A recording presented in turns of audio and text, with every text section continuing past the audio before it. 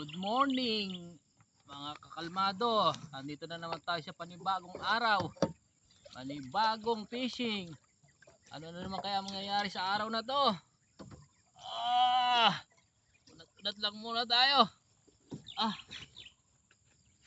ah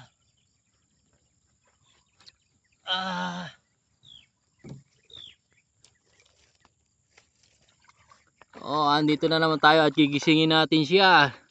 Gising natin si Buyog at siya'y tulog pa.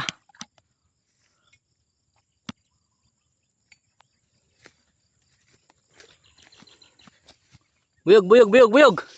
Buyog. Buyog. Gising, gising. Gising.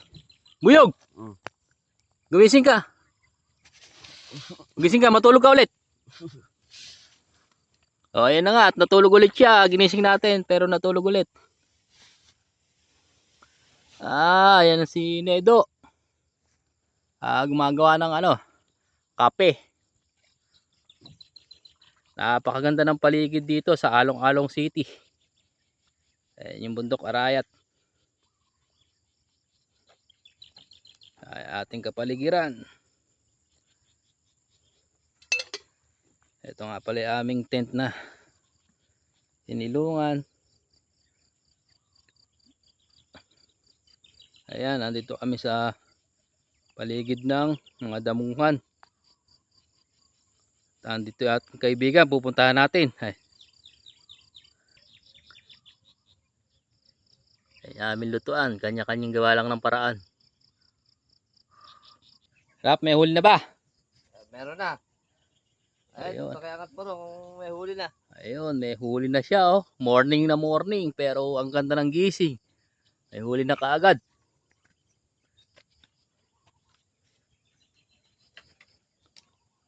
Andito kami ngayon sa Along-Along City. Kami na yung isda. Ayan yung mga ginagamit niyang mga pangmiwas. At nagpapain na. Ito yung day 2 fishing.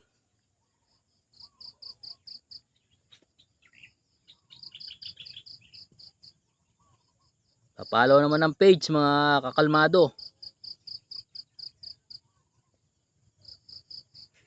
Paano ba lagyan ng pain niya, Nerap?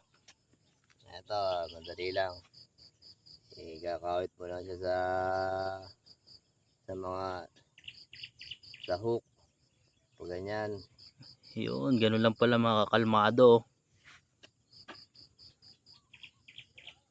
Ito. Yan yung pamain. Kailangan dalawang hook para maraming pagpipilian yung isda.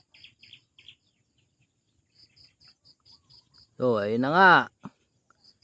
Maganda ang morning.